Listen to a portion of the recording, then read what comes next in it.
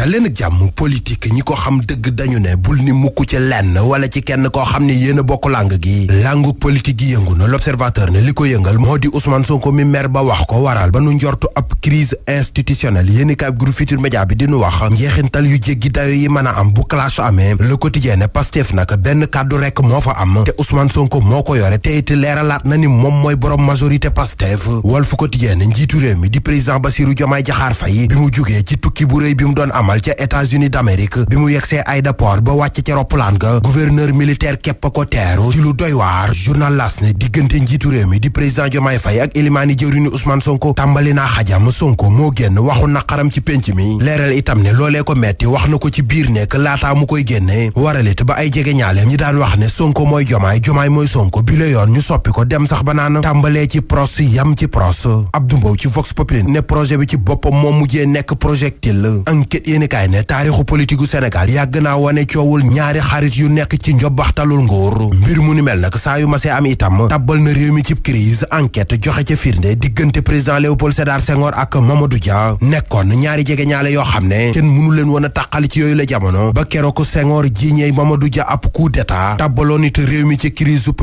1962 Abdou Diouf ak Habib Thiam itam firnde la ba ci Abdoulaye Wade ak Idrissa Seck enquête yéene kaay ne ñii ñëpp nekkoon nañ fi ay mburoog soow laataa ñi tàqaliko te politique képp ko waral Ousmane Sonko ne Diomaye Faye rakkam la te kitaabu na ni yéene na ko fa mu nekk te itam nag lenn rek moo koy tax a tekki ndombal tànk li mu ko takkal mu di premier ministre muy ne mu dem ba ni ko soxlaatu ko te bu boobaa day dellu pencum ndaw réew mi di assemblée nationale Sud du Quotidien delluk Ousmane Sonko ci assemblée nationale itam werante wi nee na xuus ci penc mi Les Échos jox ci kàddu gi ay spécialiste waaye ñi ci ëpp li ñu xamle moo di ne Ousmane Sonko mënatut a nekk député teg ci table ji condamnation définitive bi mu am ci digganteem ak Mame Mbaye Niang Amadou Ba bu Pastef ne seen règlement intérieur bu yees bi lijjanti na loolu l'observateur itam def ci gëstu bu yaatu ba xëy di ko faram-fàcce ci aw xëtam xët u njëkk Tribune yéene kaay di nga fa fekk Birahim Seck tontu lu tàng jër la jagleele Ousmane Sonko gannaaw bi mu dalee ci kaw société civile bi ba wax leen sax ay fumier Birahim Seck ne ko cuune tële ak dëkkee mer naqar wu kenn xamul bu mu tax mu leen di tëkkoo ci petite loi bu leen mënta tere nelaw Afrikajom Center ñoom fesal seen rapport bi nu duppee sunu gis-gis journal L'Info di ko leeral Badara Gadiaga ay mbiram leeragul l'observateur ne bataille judiciaire bu tàng jër la nar a doon Les Échos ne tàmbali na kay ndax nag am na yeneeni tuuma yu nu gàll ci kaw Badara Gadiaga waral ba déglu ko ca kanamu doyen des juges ay avocat ñoo sàkk ñu àndal ko bi juge bi lànkee ci la avocat yi gedd laataa ñuy mujjee am la ñu bëggoon surtout ane dossier ba daal yóbbu nañ ko